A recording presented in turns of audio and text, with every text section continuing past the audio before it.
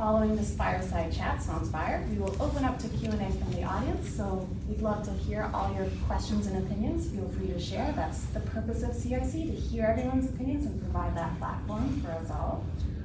And then following that, we'll allow some time for reception and networking and enjoying some of the food and beverages we have at the back there. So before the main presentation, I'd like to welcome Professor Paul Evans to give his keynote and share some insights on today's topic. He is a professor emeritus at UBC and an expert in international affairs and the Asia-Pacific region in particular. So he is also the former co-CEO and chairperson of the Executive Committee at the Asia-Pacific Foundation of Canada, or APF. He's also held the HSBC Chair in Asia Research at UBC from 2020 to 2023. So if Paul Evans would like to give us some keynote thoughts, that would be lovely. You can go ahead.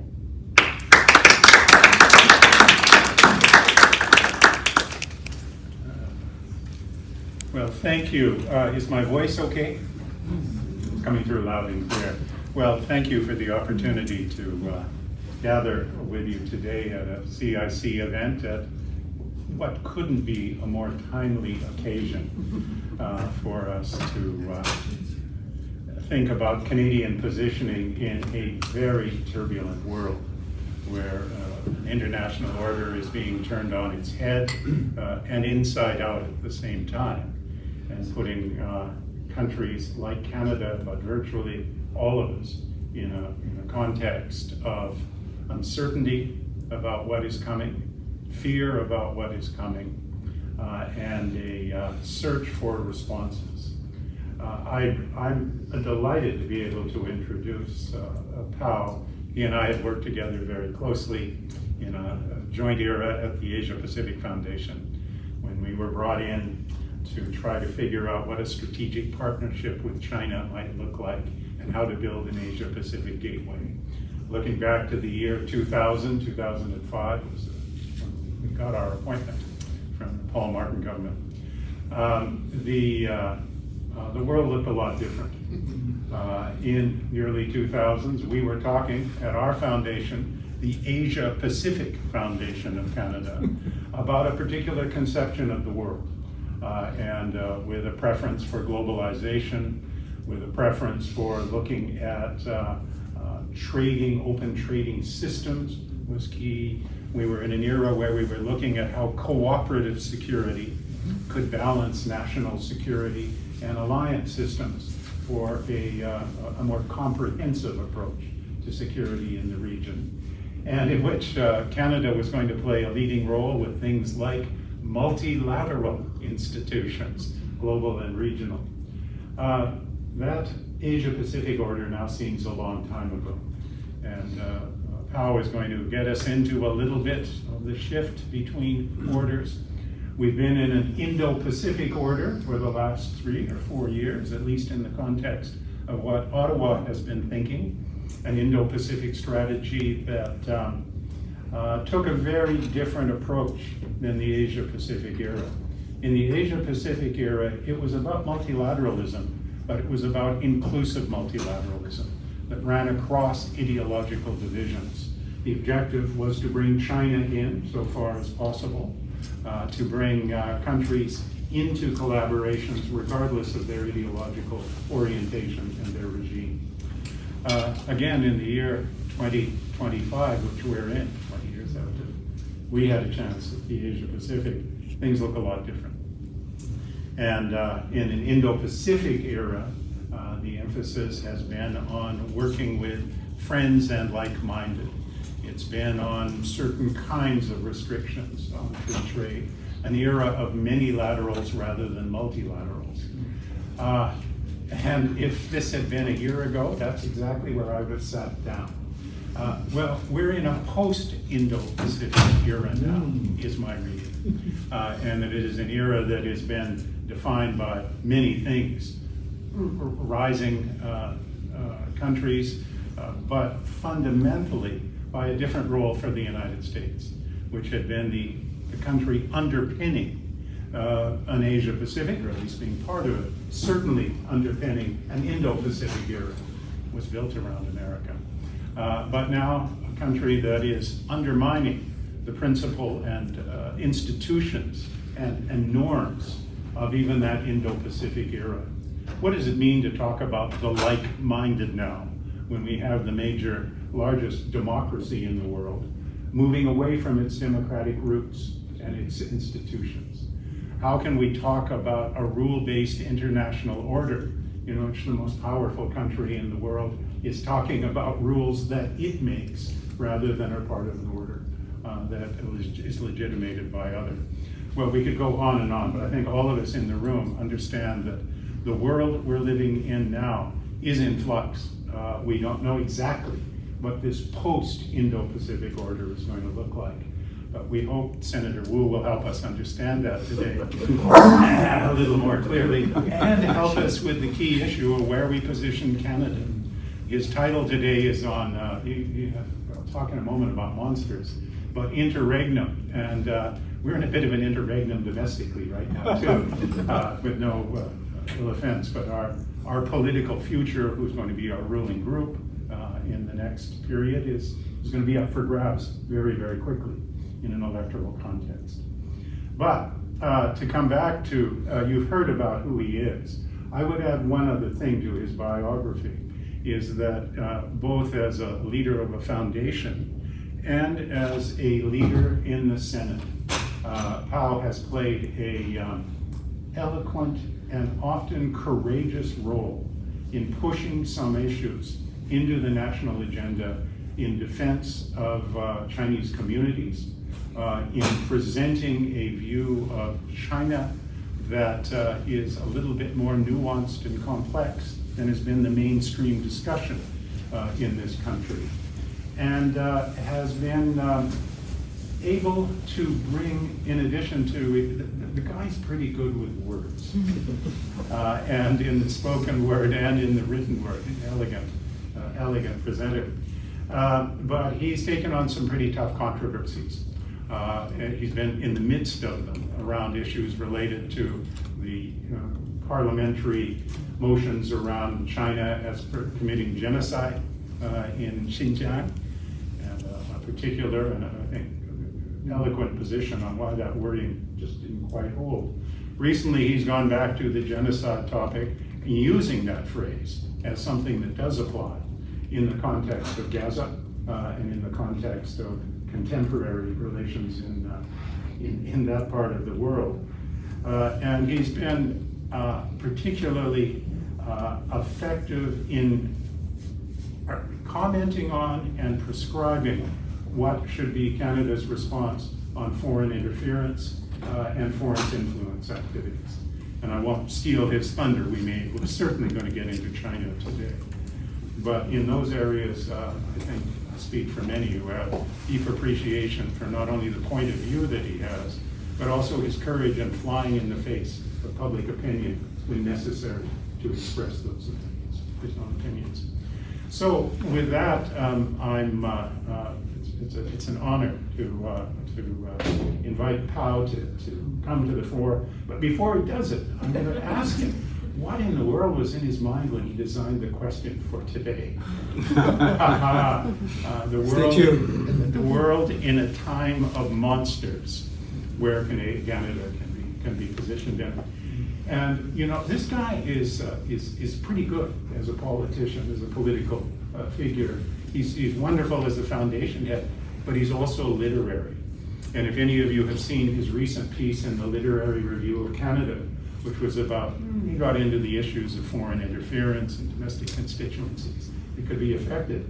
But it was basically about Arthur Miller's famous play, The Crucible, where his theme was familiar spirits. And I won't get into it, but the guy in his older age is starting to think in literary fashion. So when he comes up with the word monsters, it had me for the last week running around thinking, what kind of monsters is he going to talk about today? This word monster is quite interesting. You know, when you have in your mind, what is a monster? What's the first picture? For him, I think it's Gojira. Godzilla, I think is one. For many Christians and others, it's maybe a reference to Goliath in the context of a battle with David. In my first year literature class, the biggest monster of all time came in a series of writings called Beowulf, and the creation of a monstrous figure that came out of history to challenge. Well, we're going to find out what kind of monsters he thinks live in our world now, whether they're in human form or something more abstract. But in a time of monsters, I think all of us will agree that we're in a time where we're all having more nightmares than we did in the Asia-Pacific era. And Pau, can you lead us into understanding what are these monsters? And in this interregnum between orders, what should we be looking forward to as the post-Indo-Pacific emerging era? Please welcome Yuen Pau Woo.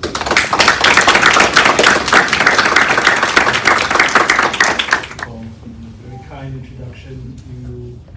You prefaced my speech much better than you could have imagined. I did not share my speech with Paul in advance, but he has properly teased you on many of the themes that I will be touching on.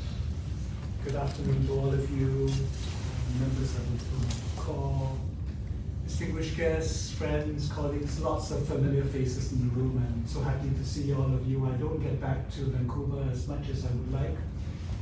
So I'm really happy that Rifty and the board of CIC have invited me to speak again to this organization.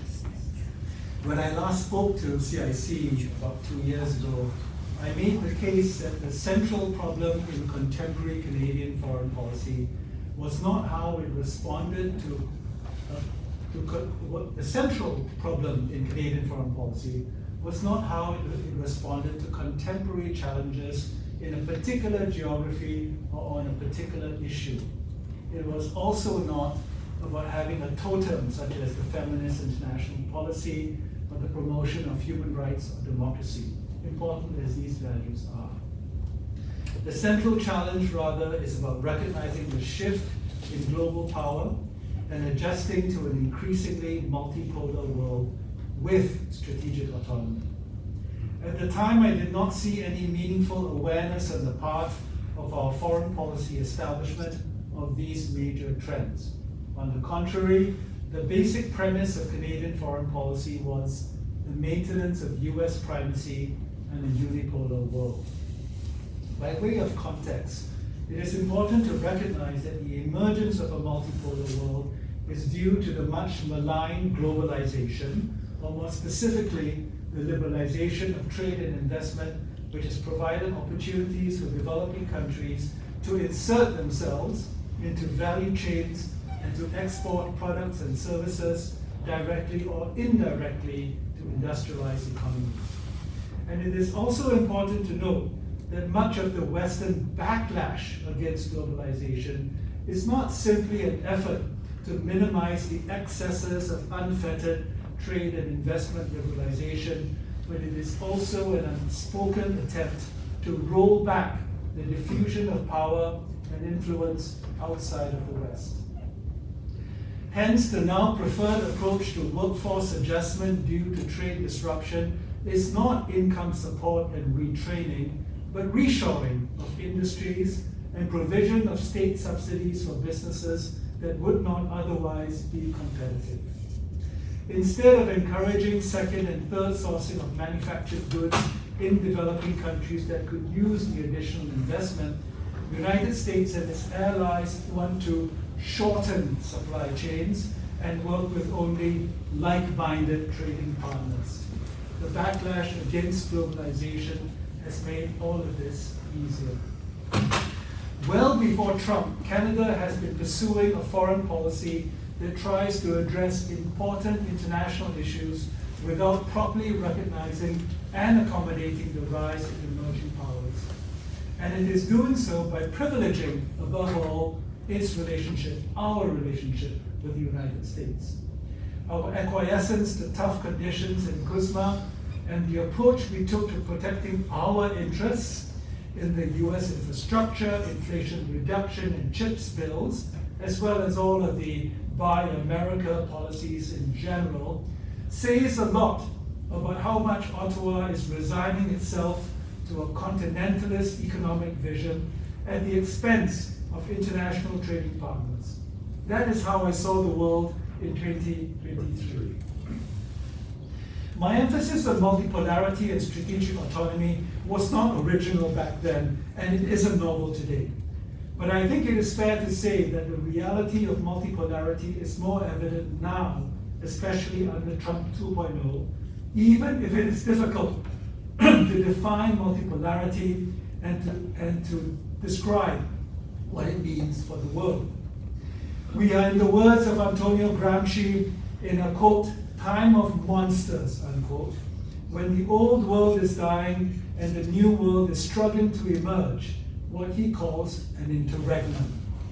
I am told that a better translation of the original Italian is morbid symptoms, which works just as well for my purposes, but monsters is catchier. That Paul has picked up on it. I would not have quoted Gramsci 2 years ago to avoid any pedantic quibbling, but I am very comfortable doing so this afternoon, as I observed one foreign policy pundit after another intone multipolarity as an explanation for the actions of the Trump administration. However, the analysts who are only just coming around to the reality of multipolarity are at least 17 years late to the game. After all, we left the unipolar world as early in 2008 with the global financial crisis. But better late than never. And yet, while much of the Canadian foreign policy establishment is now accepting of a multipolar reality, most of the conversation about how Canada responds to this emerging new order is grounded in the old one. Yes, we recognize the damaging self-interested turn of the United States, but we continue to premise our foreign policy choices on American hegemony. We see the Russian threat to Europe and pledge our support for a beleaguered Ukraine, but seem oblivious to a growing chasm in transatlantic solidarity and the fundamental impotence of European states, never mind Canada, to bring about peace in Ukraine. We are rightly alarmed by threats to the world economy from protectionism and the evisceration of ODA, but are looking to the G7 as a solution to global challenges that are not remotely within the power of that enfeebled organization to address. We talk about increasing defense spending to meet the demands of NATO, even as the alliance is headed for a radical restructuring that will be centered on European strategic autonomy to the exclusion of North America. And we respond to unfair treatment against us from the United States by proposing unfair actions against third countries such as Mexico and China. These are some of the morbid symptoms that have been unleashed during the interregnum, and the current debate on the future of Canadian policy is largely oblivious to them. Take two recent op-eds by supposedly realist analysts from the MacDonald-Laurier Institution. One commentary in the National Post says, quote, navigating the fallout of Trump's off-putting if unserious rhetoric will require Canada to not lose perspective. The United States is larger than any single four-year presidency, and its relationships with allies like Canada are founded on shared values and interests that transcend current political tensions. As the West navigates this period of uncertainty, all parties must work to maintain focus on the actual threats rather than provocative rhetoric, unquote. The real threat to Canada, according to the authors, is an offer from the Chinese embassy in Ottawa to increase trade between the two countries. Or consider a recent piece in the Globe and Mail, which starts out promisingly by advocating for what sounds like a no illusions foreign policy in response to US intransigence, only to conclude that we should double down on a US-led containment-style Indo-Pacific strategy by joining AUKUS. Are you kidding me? If AUKUS is not already doomed, it will surely be further morphed into an extractive concession for American defense contractors in Australia. The only question is how long it will take for the Aussies to come to their senses and whether their impulse to be the US Deputy Sheriff in the Pacific overwhelms the usually reliable common sense that we expect from down under. Australia is facing the same challenge of navigating an interregnum, and they will, I hope, remember the lessons of an earlier interregnum when the UK abruptly withdrew imperial preferences from Canberra in the 1960s, leaving the country to quickly adjust by diversifying its trade towards other countries, notably in Asia. At least they did not have to put up with a British Prime Minister fawning before a US President about how there is no daylight between the US and the UK on the President's taunts about Canada as a 51st state. It should be clear to everyone by now that the idea of Canada as a 51st state is more than the musings of a capricious and boorish leader. President Trump's threats have so far been met by defiance and an outburst of Canadian nationalism. But don't mistake the response so far as an assertion of Canadian autonomy. If you look carefully at our appeal to Washington to not impose tariffs, what you will see is the opposite. Ours is not a strategy to prepare for the emerging order, but a play to embrace more tightly the old one. Take the visit of provincial premiers to Washington in early March, at which a number of our provincial leaders pledged to help the United States counter China as a common enemy. We have differences with China that we need to work out bilaterally. But to volunteer for service as America's henchman against the PRC is as self-defeating for our relationship with Washington as it is for our relationship with Beijing. The federal government is following the same playbook by offering to match US tariffs on China to placate the United States. We did that some months earlier by slapping 100% tariffs on Chinese electric vehicles without a formal investigation into claims of dumping. There was no nuance to the action, which can only be interpreted as a pure play suck-up that did not look at protecting long-term Canadian interests. The response from Beijing was predictable, even if it was delayed. Last week, Beijing slapped 100% tariffs on Canadian canola and pork, as well as duties on seafood and other products. The reaction from some Canadian analysts paints China as the aggressor in this tit for tat and goes as far as to suggest that the Chinese response is proof that we need to diversify away from the PRC. It is a twisted logic that essentially rewards the US for forcing Canada into a position where we hurt ourselves to win Washington's favor. Thank goodness BC Premier David Eby had the good sense to say what should be obvious to everyone. Time to call truce on tensions between Canada and China. Our blunt action against Chinese EVs and the threat to double down on tariffs against Chinese goods does not signal any understanding of the shift to a new world order, let alone our long-term interests. And it isn't just China that we are willing to treat as a common enemy. When the first rumblings of US tariffs on Canada emerged, there was talk in Ottawa about splitting off Mexico in our CUSMA renegotiations with the United States. I don't doubt that if we see it as potentially advantageous for us in the months ahead, we will not hesitate to do so again. And if other countries are enjoying a moment of schadenfreude over the travails of China and Mexico, I would warn them that under the current old order frame of thinking, Canada will do the same to any third country that the US chooses to target as a trade antagonist in a nanosecond. The shame, of course, is not on them, it is on us.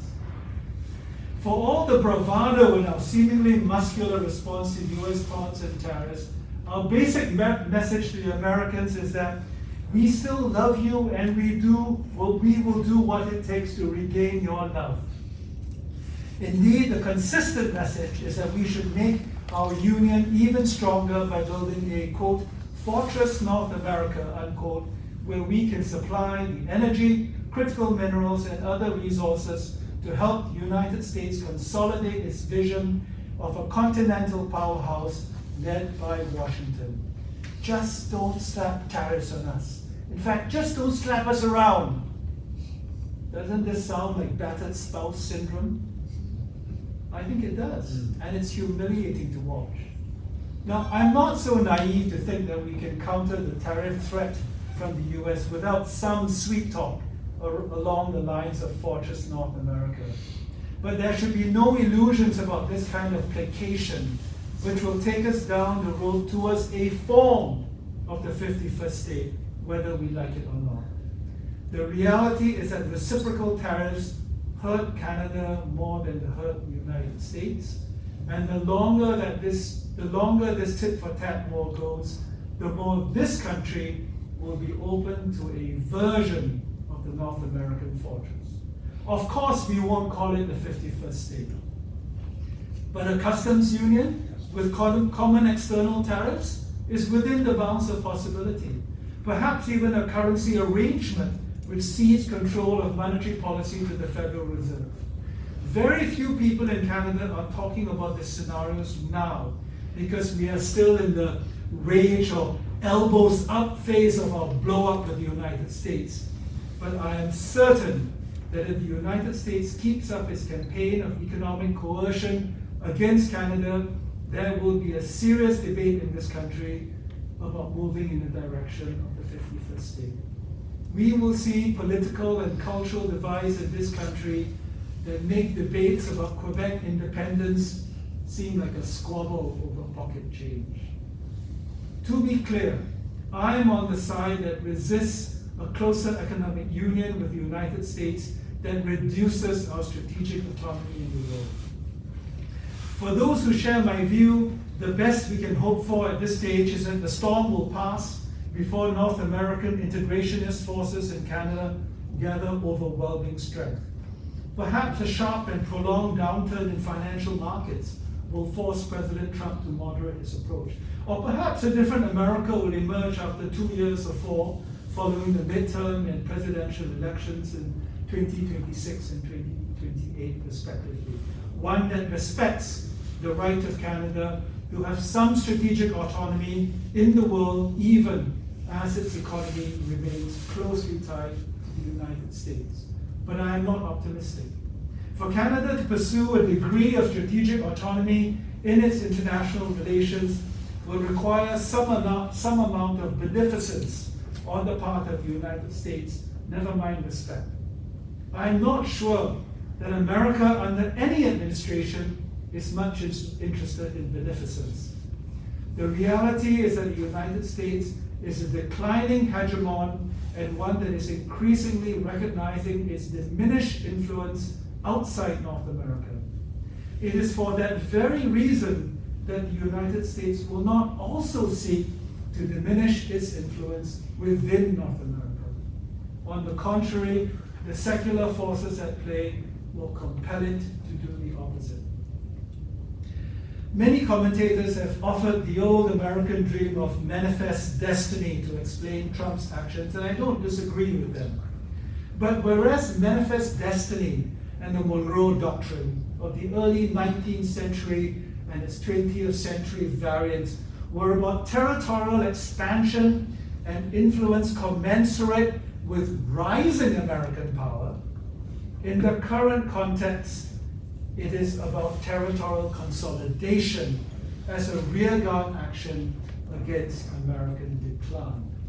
It is the old order fighting to remain relevant, and Canada is seen by Washington as essential to maintaining the remnants of that old order. The problem is that we seem quite content to defend the old order. In fact, there are many other examples of how Canada is reflexively turning to old order thinking, even as it sees very clearly the breakdown of that order and the dangers of remaining in it. For example, there is now universal agreement on the need to diversify our trade and investments so that we're not so dependent on the United States. Much of the focus for diversification is on the Asia-Pacific region, building on the CPTPP and other trade agreements that we have across East and Southeast Asia. All of that makes sense. What does not make sense is the idea that we should diversify to all of Asia, but not China, as some analysts and politicians are calling for. This is insanity. It is bad enough that our access to the world's largest market has been impeded, perhaps for a very long time. Are we also going to deny ourselves access to the world's second largest market? Set aside for a moment that Trump may talk tough, but continue to encourage US firms to make money in China, as he did in the previous administration, in his previous administration. How are we going to prepare for a new order by shunning the one country that will, for better or worse, be a major player in that changed environment?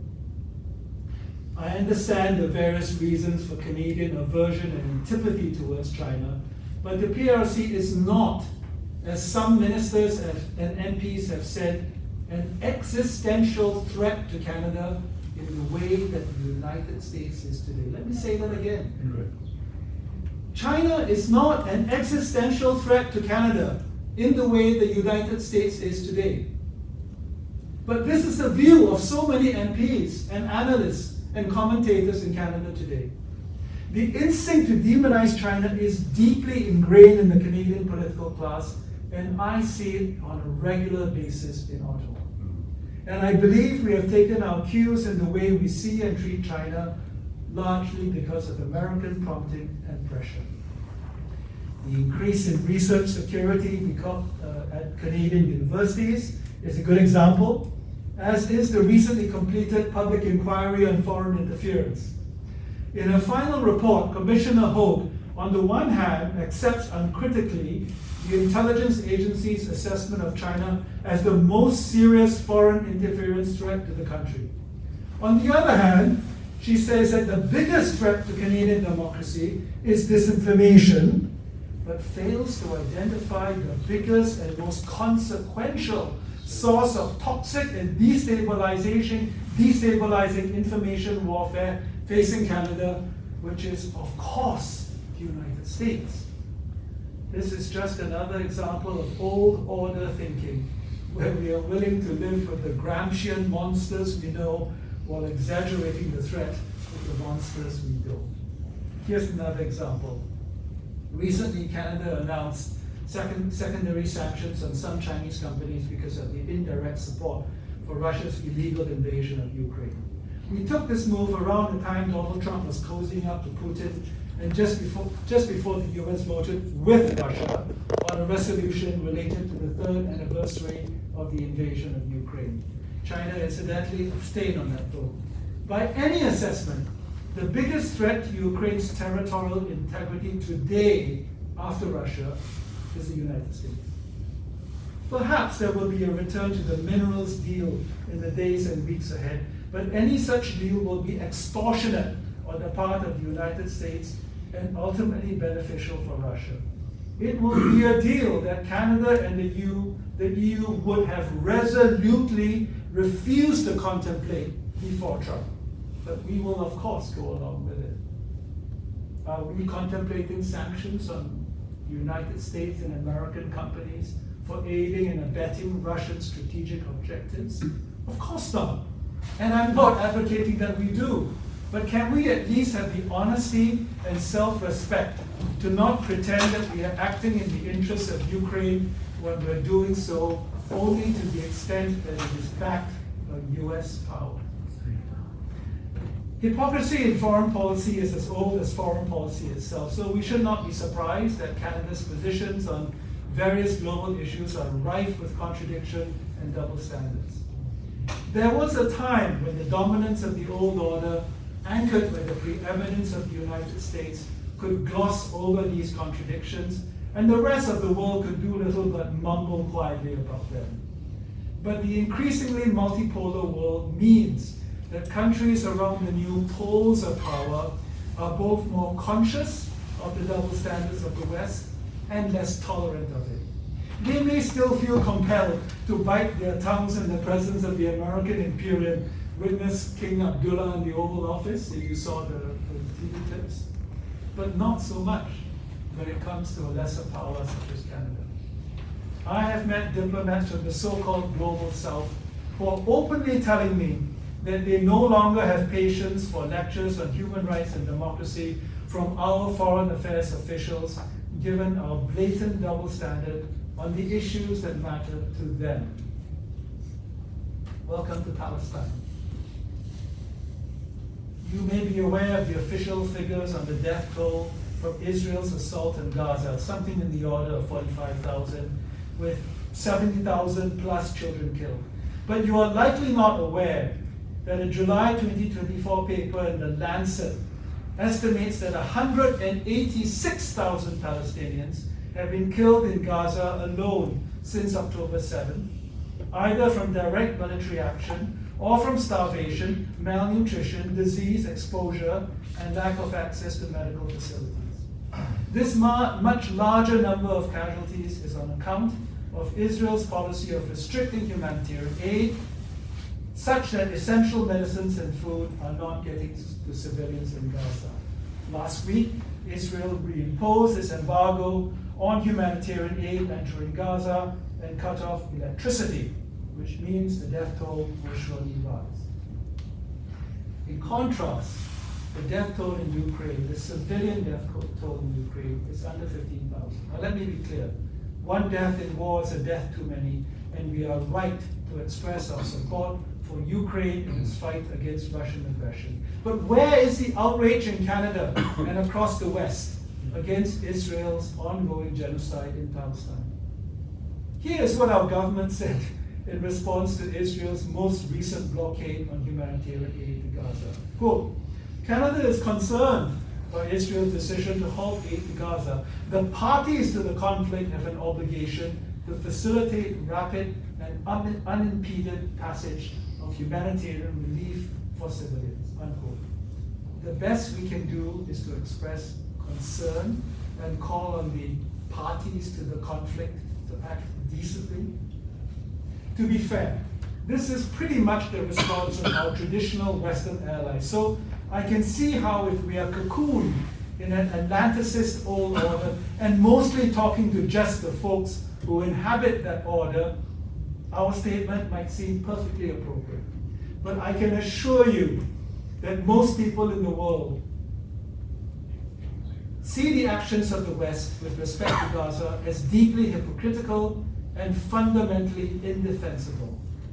I think many Canadians also see the double standard and hypocrisy, but our establishment institutions and leadership class are largely captured by old order thinking. Perhaps more to the point, they are enthralled to emotional, political, and financial pressure from entrenched interests of a Western-led old order in which Canada is deeply embedded. On every metric of war misery in Ukraine and Palestine, the Canadian response reeks of a double standard. For example, the Russian invasion of Ukraine is ultimately a land grab, and one that is premised on political, cultural, and linguistic domination of Russians over Ukrainians. We are right to reject this kind of ethnic cleansing. But how else would you describe the illegal occupation of Palestinian territories by Israel and the systematic erasure of Palestinians from Gaza and parts of the West Bank to fulfill Zionist ambitions? What has happened to Canada's support for international law? We brag about being the world leaders in new forms of autonomous sanctions on Russia because of its war crimes in Ukraine, but will not even contemplate basic sanctions on the state of Israel or its leaders for indiscriminate bombing of civilian facilities and the use of starvation as a weapon. Worse, the government has given its blessing to a quasi-official definition of anti-Semitism that defines calls for boycotts, divestment, and sanctions against Israel as anti-Semitic. Let me say that again. Anybody who calls for boycotts, sanctions, or divestment against Israel can be accused of being anti-Semitic, and the government agrees with that. one of Justin Trudeau's last acts as Prime Minister is to declare himself a Zionist, because he says Zionism simply means the right of Jewish people to determine their own future. He conveniently ignores the version of Zionism that has given itself the right to determine the future of Palestinians who have lived on their lands for generations, even before the creation of Israel. A future that is looking increasingly desperate. Another example, Canada has accepted more than 1.1 million applications for emergency visas from Ukrainians seeking to escape the war and approved over 900,000 of those applicants. By contrast, we have only accepted 5,000 applications from Gaza and approved 645. The Gaza emergency visa program, by the way, is now closed. Are the lives of Europeans or those who conform to an image of being European more valuable than the lives of Palestinian Arabs? We make heroic efforts to identify companies that are providing parts and components that may be used for military purposes in Russia's war in Ukraine, so that we can slap sanctions on those companies. But we turn a blind eye to Canadian companies providing parts for F-35 jets used by Israel to bomb civilians in Gaza, on the grounds that those parts are protected under a defense pact between Canada and the United States. So why the focus on Ukraine but not Gaza? Because we are told defending Ukraine is ultimately about fighting China. The EU's High Representative on Foreign Affairs, Kaja Kallas, said recently that after defeating Russia, the EU will turn its attention to defeating China. Now, our officials have not made statements of such extraordinary naivete and provocation, but one of the basic arguments we fall back on regularly is that the Russia-Ukraine war is ultimately about China and Taiwan. This is not the time and place for a detailed discussion on cross-strait relations, but are we seriously saying that we will commit to fighting China in any conflict with Taiwan? Our actions and the way we frame our Indo-Pacific strategy certainly suggest that to be the case. But to what extent are we doing so in defense of an old order led by the United States? And would we take the same position if the United States is no longer as committed to defending Taiwan as it used to be? Let's be very clear. We are sailing frigates through the Taiwan Straits only because we have the assurance of backing from the US Pacific Fleet. We are talking tough in the South China Sea only because the US is talking tough in the South China Sea. Our muscular defense posture in the Pacific Ocean is entirely premised on US power projection in the region. But is it in our interest? The Interregnum is precisely the time for us to ask that question. But I fear that very few people in our foreign policy establishment are willing to do so. You know, I've been a member of the Senate Standing Committee on Foreign Affairs since I joined the Senate. We recently completed a study on Africa, where the focus was on development assistance to and investment in the continent. We heard from many witnesses who told us how Canada could improve its development assistance to African countries, and there were some good ideas floated. But what was baffling was the extent of discussion on how increasing Canadian presence in Africa was an important way to counter China's influence in the region. We are hearing the same talking points in the aftermath of the cuts to USAID, namely that the cessation of USAID ODA to Africa is regrettable because it will create an opening for China to increase its influence in the region. This is the same message we see in Canada's so-called Africa strategy, which was launched last week. It casts China as a, quote, strategic rival, unquote, in Africa, and worries how, quote, China's vast political and economic footprint in Africa will have long-lasting impacts and influence on the continent's development and global supply chains, unquote. Well, yes, but could it be possible that the long-lasting impacts are positive for the countries of Africa? Shouldn't the overwhelming reason for aid and investment to Africa be the needs of the African countries? On this point, Beijing is right in saying that this framing of Western engagement in the global South is an exemplar of Cold War thinking. But it is worse than that. Because this is a perspective that assumes African countries are to be pitied for taking Chinese aid, and that African leaders cannot possibly know what they are doing when they accept the largesse of Beijing.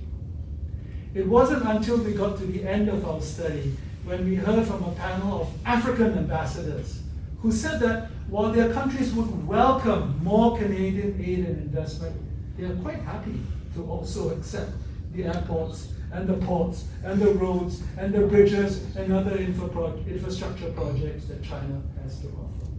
They are not interested in being played off by the United States for its geopolitical objectives. I wish I could say the same for Canada.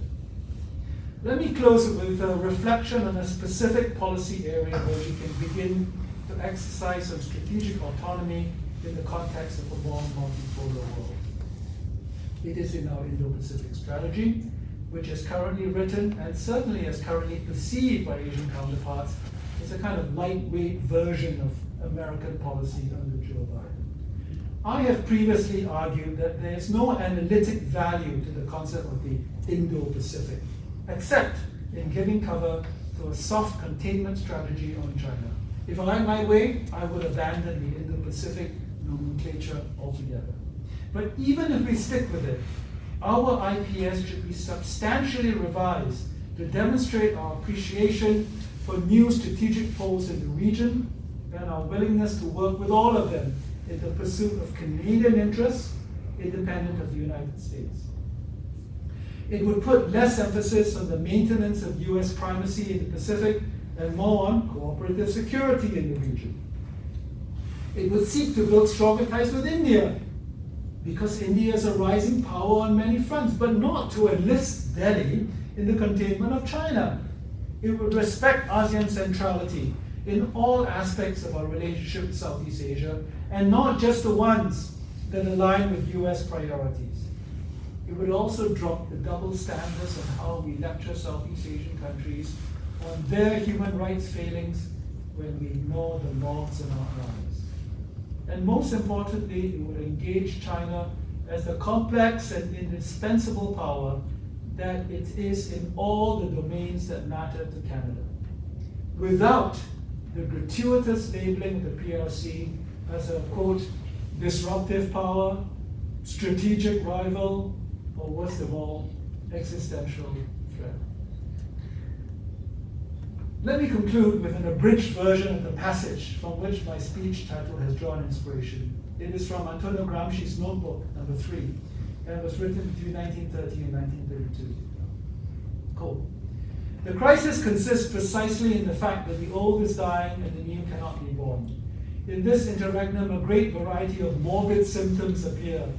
If the ruling class has lost its consensus, that is, it is no longer leading but only dominant, exercising coercive force alone, this means that the great masses have become detached from their traditional ideologies and no longer believe what they used to believe previously.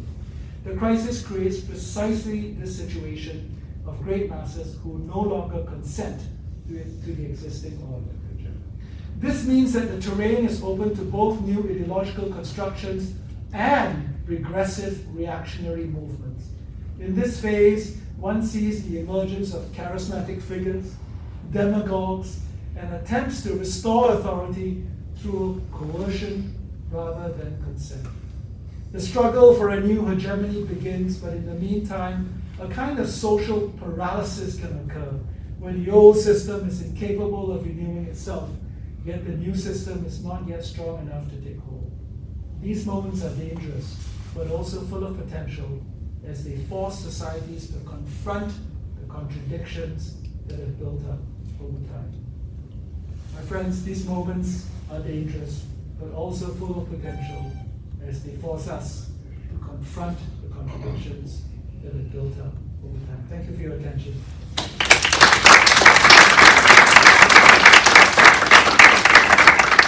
Listening to your speech in the 80s. And there was a time when many of us thought, well, that danger has passed, after the fall of the Berlin Wall, and there seemed to be some reduction in nuclear arms stocks and so on. But the doomsday clock has resumed ticking, and we're closer to midnight than ever. I'll give you an anecdote which I think answers your question very succinctly. There are meetings in the UN last week, there were meetings last week and this week on nuclear proliferation, non-nuclear proliferation. And every year there are campaigners for non-proliferation who try to get Canada to take part in these are formal UN discussions, to take part in these discussions on how to advance non-nuclear proliferation. And every year Canada declines to go to those meetings. But in previous years, a number of European countries have showed up at the meetings, to listen, to learn, and so on. This year, not a single European country attended. Canada, of course, did not attend. And the message I'm hearing, I cannot verify this, is that NATO has instructed them to not attend. I cannot verify this. And why do you think they've said that? Because they're all thinking about getting nuclear weapons. They don't want to be hypocrites. They don't want to go to a meeting on non-proliferation and then 3 months later, Germany asked France to borrow some of its nuclear weapons or to go under the French nuclear umbrella. So it's a really desperate time. And it hasn't been helped by the situation in Iran. I mean, that's complicated, but the JCPOA, the Joint Comprehensive Agreement Plan of Action, which the Biden administration negotiated, which Trump then reversed. Trump canceled, Biden really did not do much with. That approach is dead, unfortunately. Iran has now moved forward on its nuclear enrichment and is very, very close to having a nuclear weapon. And it's not clear to me what can be done to stop them from having a nuclear weapon short of extreme military action, which would be very, very dangerous. North Korea is even more concerning because the Russians have essentially said that the nuclear issue is no longer relevant. What that means is that they are recognizing DPRK as a nuclear state. Now, I mean, the rest of the world hasn't done that, and China, I would think, would be very unhappy with that outcome. But it certainly has emboldened North Korea to go in that direction. So I don't have an answer to how we make this better, but the situation is a lot worse today than it was just a few years ago. Can Canada be nuclear in the future? Do you think? question. It's a good question, and I think those conversations will come up again, in the context of our defense posture and how we spend our defense dollars and how we provide security for ourselves. Do you think Canada needs to be? No, I'm against nuclear weapons, and that's a principled position that I'm taking. But I'm sure that discussion will come up, and I mean we all know what the danger is. The risk of accidents goes up exponentially the more you have these nuclear weapons, and the more you have, the less cooperation there is in the world, where there is suspicion and where each country is looking out for its own interests and worried about the consequences of being on the receiving end of a first strike. Mm-hmm. So this is the danger that we are in. I'm afraid Canada will enter that discussion as well, and I hope this country will resist that temptation. Thank you, brother. Let's take a question from this side of the room here. Yes, Anyone? there's a gentleman there in the red sweater. Yeah, please stand up, Yeah. Aman. Yeah. So I have, my question is around where do you see the European project, the European Union going, in the current flux or the drift between orders? And the second is, you've enumerated the challenges, with the Canada with the strategic autonomy and others. So then where do we go? Because the challenges are very real. And if you were at odds with USA on that, on many counts, then, so how do we navigate? Yeah. Well, you may have seen the headline, I'm not sure if it was The Economist or the Financial Times, but the headline was, "Trump has made Europe great again." And there's some truth to it, right? Because the recognition of American withdrawal of power from Europe and protection of Europe is forcing European countries to provide for their own protection and defense and so on. And we'll see, if that transpires. But even as there are forces that are pulling Europe closer together and working more closely together, there are still the centripetal forces that are pulling Europe apart. And here I'm referring to political parties in a number of European countries that do not like the European project, even if they may like increased defense spending. And it's, we talk about how we align our values with Europe and so on. When you look across the European continent, and the number of parties that are already in power that are far right and do not align with our values, or are close to becoming in power, it's a lot of them. It's a lot of them. So I don't know, whether solidarity and defense will be enough to protect the European project. But you have to be aware also that the same impulse that will cause European countries to increase their defense spending will also put pressures on their budgets and will create differences within the Union that cannot be easily reconciled, as we saw during the 2008 financial crisis, where the differences between the countries were so deep and profound. That was when we had the 3% restriction. But the differences will be so great because they share the same currency, right? You cannot extricate yourself. The differences will be so great that there may be fissures which cause a fracturing of the Union. So on Europe, there are forces for greater solidarity and cohesion, but also forces that will pull them apart. On Canada, we stand alone. That's kind of the sad reality. We have to manage our relationship with the United States. I think we have to ride out the next 4 years and to hope that there will be a different administration that, as I said in my speech, will allow for some beneficence and hopefully some respect that will allow us to continue to be their best and most trusted trading partner, but which also allows us with more strategic autonomy. And that's where we need to put all our energy on every policy that's related to the United States. How can we increase our degrees of freedom? When we do an Indo-Pacific strategy, why can't we choose the policy that allows us more flexibility to do other things? When we have tariffs, when we want to impose tariffs on Chinese EVs to satisfy the Americans, why can't we have a differentiated approach rather than 100% on all the bloody cars, like the Europeans did? The Europeans put tariffs because of anti-dumping, but they didn't put 100% tariffs on all the cars. BYD got through with, 20-30%, and Great Wall got 80%, whatever it was, right? Why do we have to have this blunt approach to our policies that reduce all our flexibility? Thank you. Anybody from the back row who wants to ask a question? Please, Zach. Hi, I'm Zach. I'm a new member of CIC, I guess. Thanks very much for your talk. I guess I wanted to go back to one of the points you made during the lecture. You said that Canada should kind of adapt to a multipolar world and kind of adjust its approach to the strategic poles that are emerging.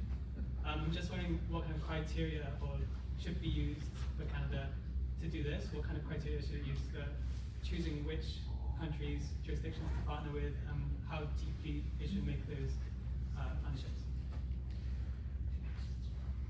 Well, first of all, we should, as I said already, and if it hasn't come across clearly enough, we need to protect our relationship with the United States. We cannot allow ourselves to be cast asunder because there's no amount of diversification in the near term, and there's no amount of increase in internal trade that will make up for the loss of American markets. So we need to do that above all.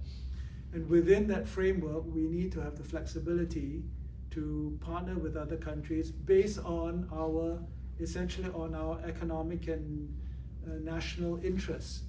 You know, we need to look at which countries require the products that we produce and sell, which countries have the investment capital that will allow us to build the infrastructure that we always talk about but don't have the capital or the technology or the will to build in this country.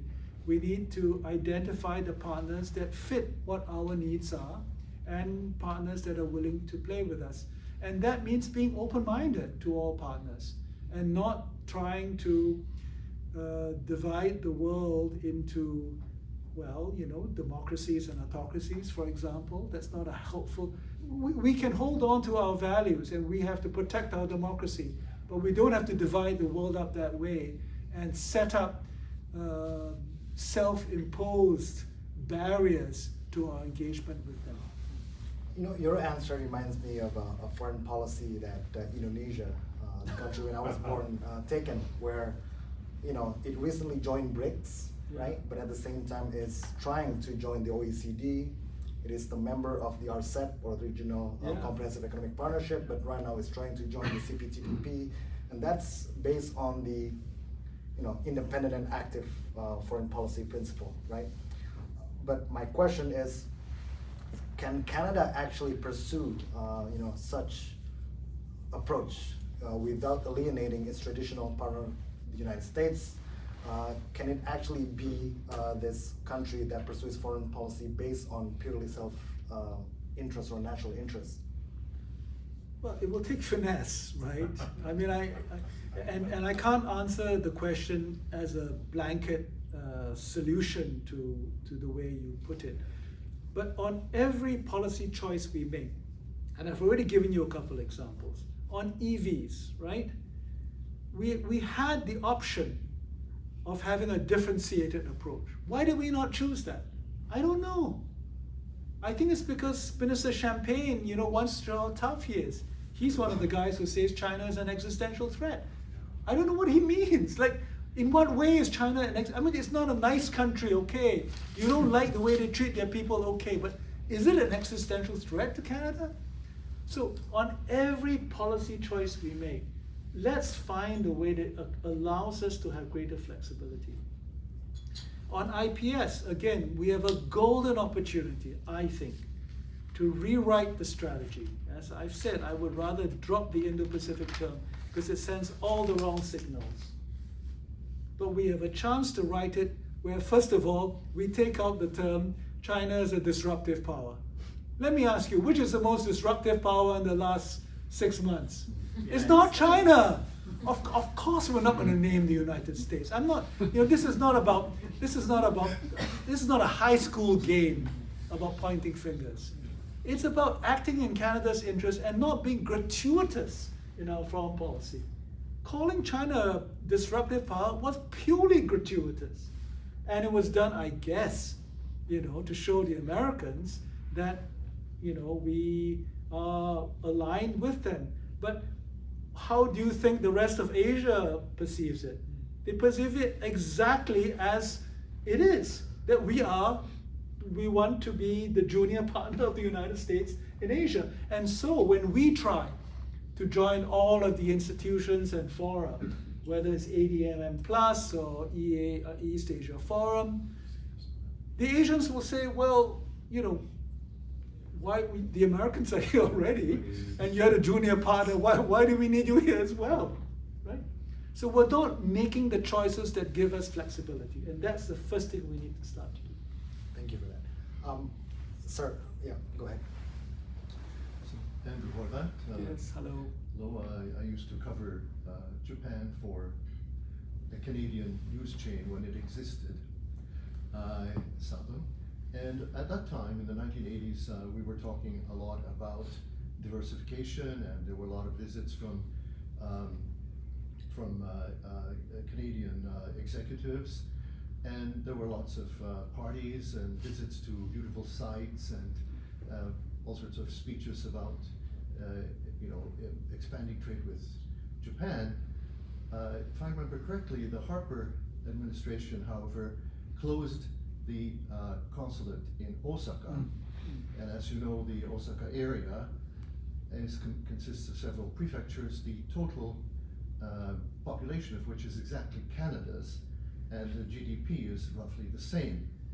So don't you think we kind of shot ourselves in the foot? We didn't exactly take opportunities when they were there to diversify? That's just it's a simple question with many different answers. Well, and the simple answer is yes. Even though the quest for diversification is many, many decades old, and Paul and I were talking about it, you were talking about it as a journalist, and many others in this room have lamented the fact that we have put all our eggs in one basket, as a diplomat said to me just a little while ago. The problem is that we have been complacent about our privileged position in North America. We've been lucky to have that position, and our private sector has not risen to the challenge, of capitalizing on the opportunities in other parts of the world. And part of that is the problem that Lufti alluded to, which is that our reflex, our instinct, whether it's in foreign policy or trade policy or making money, is the United States. That's where all the connective tissue is. And that's understandable. But if this isn't a wake-up call now with Trump 2.0, I don't know what is. Erin, I think you have a question.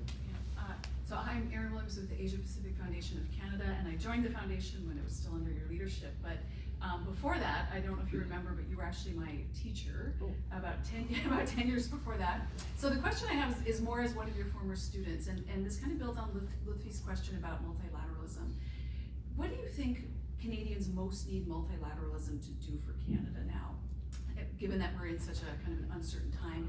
And when you look at the landscape of what's already out there, are there any multilateral organizations that you think are fit for purpose? And if not, what might we need to build to be able to do that better than anything that's available? Yeah. That's a very interesting question.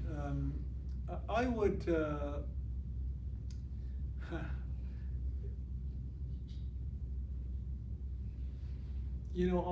on issues to do with law and justice and law and the prosecution of crimes against humanity, International Criminal Court, all of that. The international justice institutions, the multilateral institutions that work on that, those are going to be very fraught for many years, and our ability to have any credibility there when we take contradictory positions is not going to be easy for us. I'd like to think that an institution that can adjudicate on international trade and investment issues continues to be important. This is the WTO, of course, but it's going to be extremely difficult with the United States actively sabotaging the event, the organization.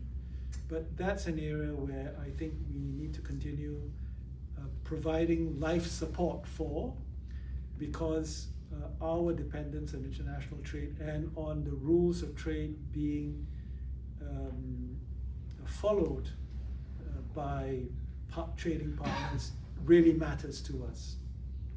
But where I think there are some new institutions that could be fit for purpose and where we can put some energy is in the digital space, particularly on cybersecurity and AI.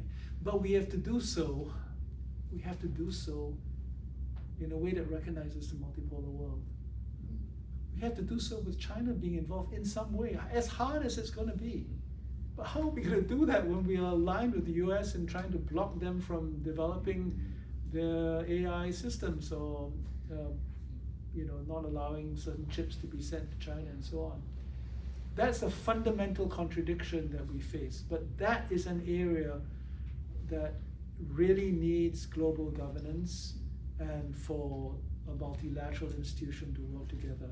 And if we can have the courage and the creativity to create the freedom to, to create the space for us to have those kinds of conversations, even while being close to the United States, that would be a real breakthrough for us. Now, the UK seemed to be heading in that direction when they set up the AI Safety Institute and they had the Bletchley meetings and so on. But they've actually backtracked on a lot of that now. It's kind of bizarre. So I don't know, and we are seen, technologically as, one of the leaders in AI fundamental research, certainly not on the application side, but in fundamental research. So we have credibility there. But as I say again, we have to do it not within the framework of the old order, but in the framework of the emerging order. Questions? Yeah, the gentleman in the back there. Okay. Paul Weishao from law firm Dentons. Paul, it's always great to see you back in Vancouver. I've been to many of your events where you were the speakers, moderators, presenters. But the last 30 minutes really was something I've never heard from you. Very thought-provoking. I think I can use other adjectives, but I'll save it for others. Just some quick observation. I can see that the sharpness of your observation, looking at things from the Canadian lens, with the Canadian heart. But there's also a Singaporean perspective. You show some Singaporean wisdom. In that regard, no country, very few countries are constantly under some kind of an existential threat Yes. as Singapore. Is there anything we can learn as Canadians from Singapore? Singapore is a country that no country is as pragmatic as Singapore. It has very few enemies, a lot of friends, no resources, other than intellectual resources, I guess. So any comment from that perspective? That's a good one. Well, first of all, identifying my Singaporean roots, I think that is a compliment, so thank you. And when people ask what my philosophy is, I often say I'm an uber pragmatist, which is basically saying I'm Singaporean because that's how Singaporeans approach life. And that's why I was very encouraged when Melanie Joly said, my approach is a pragmatic foreign policy. It's anything but pragmatic. It's all ideological. But here's what I've been thinking about recently, actually, and it has to do with defense and military spending. Canada is going to have to face up to increasing its defense spending.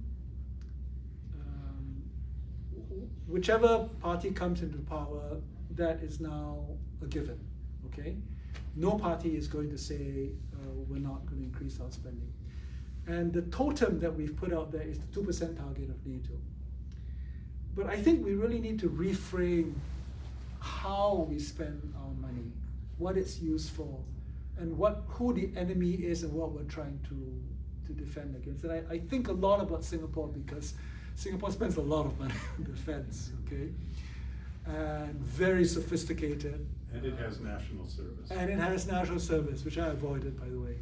That's a different story. But it's always struck me, like, if you wanted to take over Singapore, well, how difficult it is it, It's tiny, right? And it's exposed from all sides. And for many years when I was growing up, Singapore really did face the existential threat from Indonesia. Konfrontasi. No, I'm serious. And Malaysia. We bombed Singapore. Yeah, you I mean, did. not me. Indonesia bombed Singapore. And I've always thought about what the thinking is of the defense planners in Singapore in how they put forward a posture that would not bankrupt the country, but yet provided just enough. And of course, the strategy is not just defense, it's also economic, it's prosperity, so that Indonesia wouldn't want to, kill the golden goose, right, so to speak. But I think Canada needs to think in those terms as well. There's no amount of defense spending that we can have that will defend ourselves from the United States, right? That's obvious. So we shouldn't even try. But there's a type of defense spending that we can put in place, probably with respect to the Arctic. Yes. Probably some kind of a, deterrence posture that will make any potential invader at least think twice, and put in place a range of, gray zone, unconventional warfare type tools that can, cyber, for example, financial, that can, energy pipelines, that can allow us to deter an aggressor. So the defense spending debate is really going to be really important for our country. I just hope that we don't get locked into this idea that we spend 2% for the sake of NATO. That would be crazy. NATO is finished, okay? I mean, I may be overstating it, but NATO is not going to be the NATO that we used to think about, and the new NATO is not going to be that interested in us. And if we show interest in them, we're being stupid, honestly speaking, because they are interested in defending the European continent. So yes, we should increase our spending, maybe even up to 2%, but it has to be rethought. Who is it for? What is it to defend against?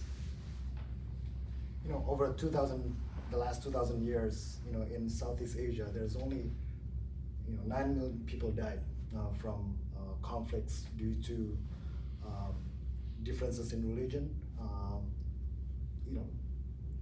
ethnics, and so on and so forth. But there's more than 20 million people died in Europe itself due to conflicts over differences around religions and so on and so forth. Since the gentleman asked about what can we learn from Singapore, can you share your thoughts in terms of how can we learn from Southeast Asia in terms of conducting diplomacy? Because the way Southeast Asians or ASEAN does diplomacy is completely different, right? Kishore Mahbubani said that in ASEAN we don't take 2 steps forward, 1 step back. We walk like a crab, right, left, sideways, and so on and so forth. So, but it seems like it's been working for them to basically avoid conflicts and work in a more peaceful way. Do you have any thoughts on that? Well,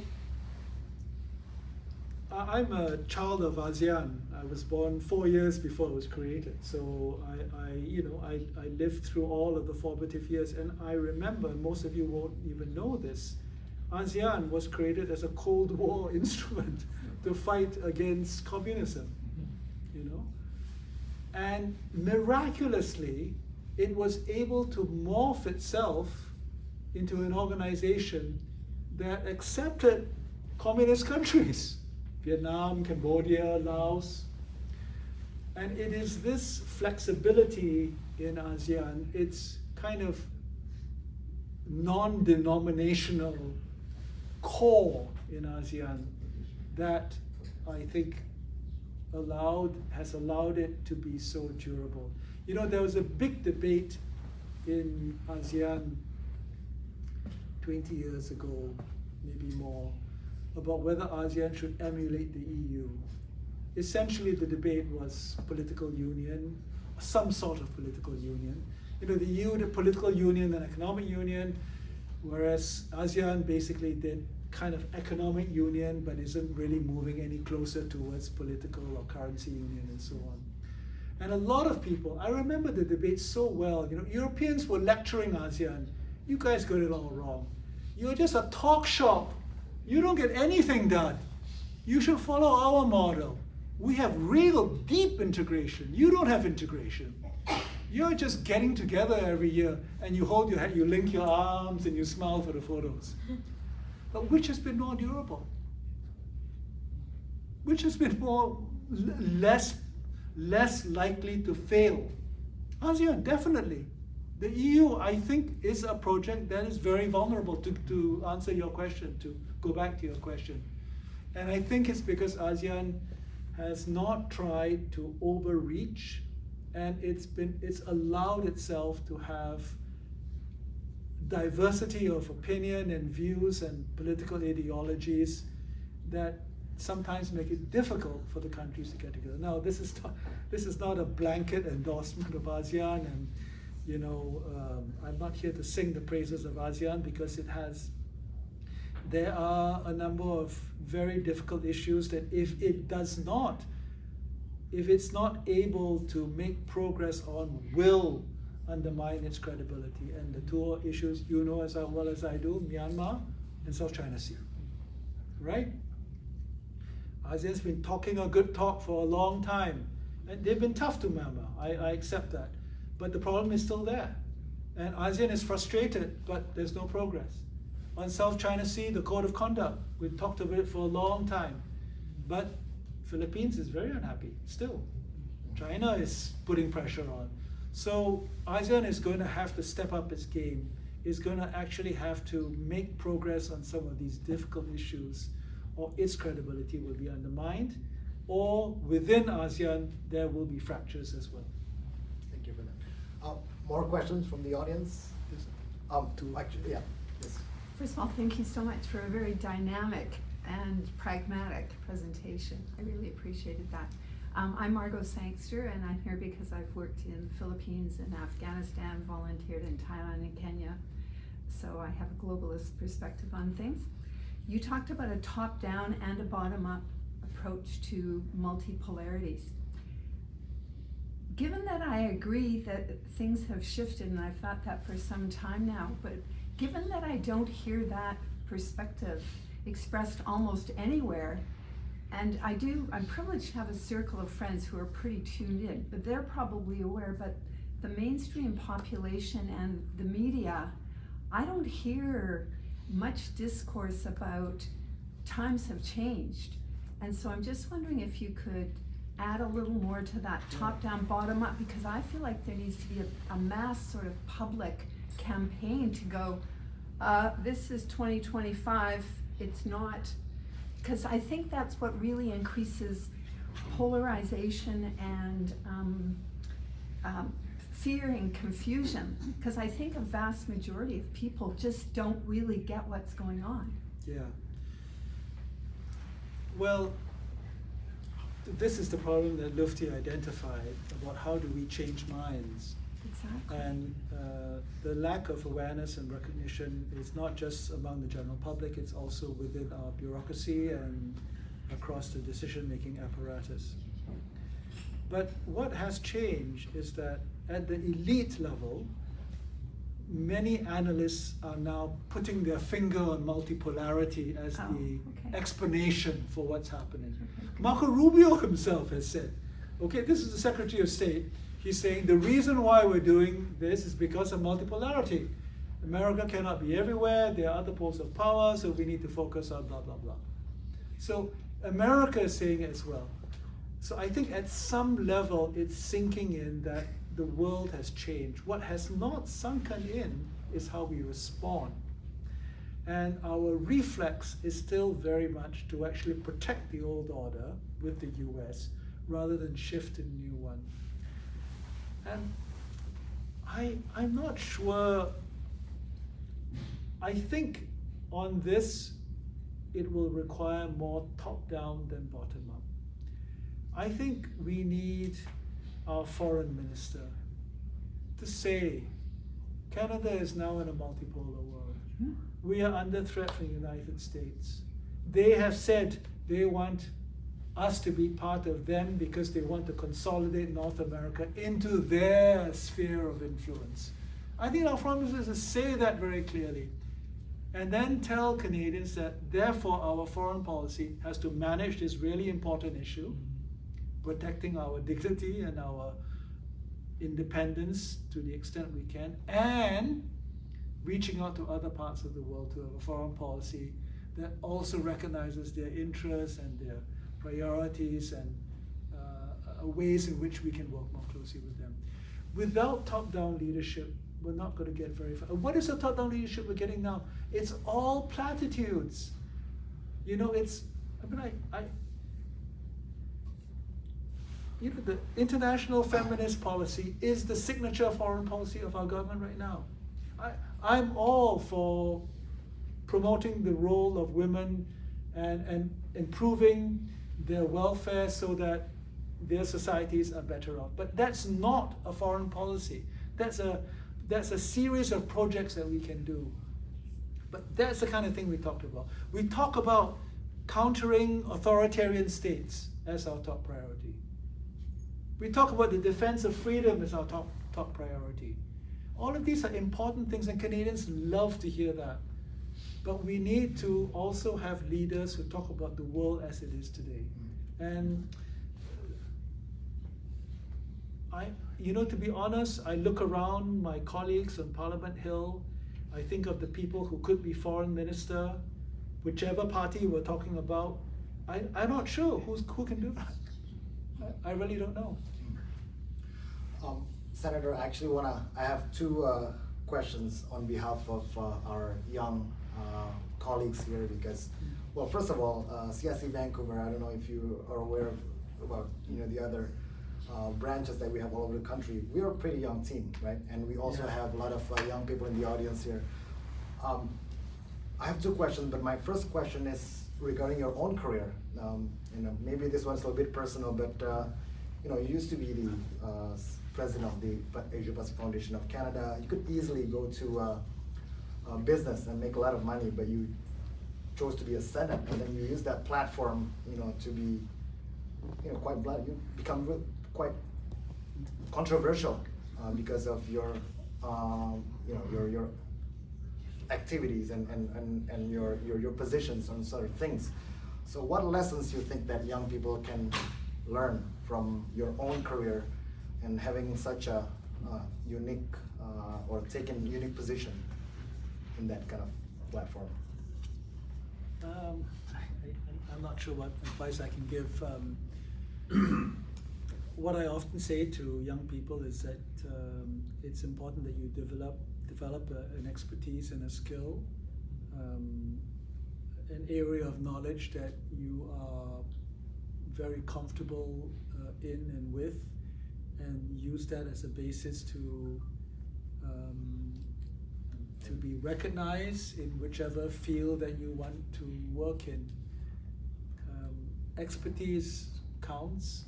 Expertise should be respected and valued, even in a world today where expertise is looked down upon and is almost derided. And I see that a lot in Ottawa. There's a lot of talking heads and people who say things that just a lot of gibberish, and it's not founded on any depth of knowledge and understanding. And in international affairs, that's deadly. That's really, really dangerous.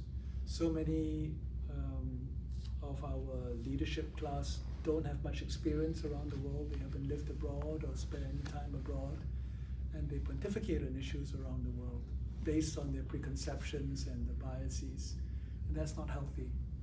So if you're a member of the CIC, you already will have a predisposition to being internationalist and outlook. I congratulate you on that. Keep that up. On why I do what I do, I'm really fortunate to be in the position I am. I could not have been a businessman. I would have failed and be very unsuccessful. So this is the right path for me. But I never imagined I would be in the upper house. This is really a dream job in many ways.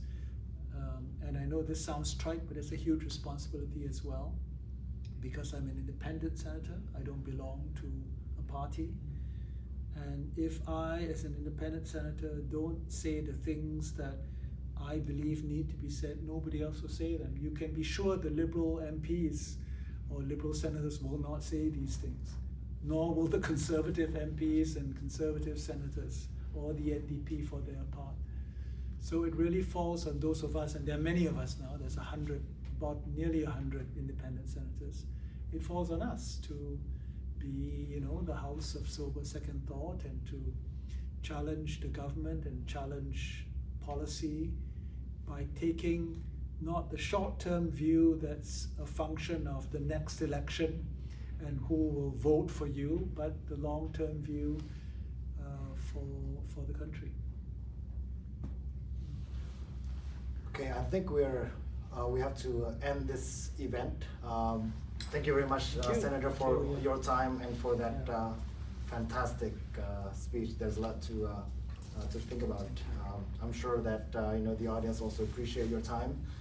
But for if you're not a member of CIC, please visit our website and visit our social media. We have a pub night on March 27th, and we also have another event on April 15th, and that is basically specifically on Canada's Canada's position as it relates to the United States. But again, thank you very much Thank you. for your time, and looking forward to working with you.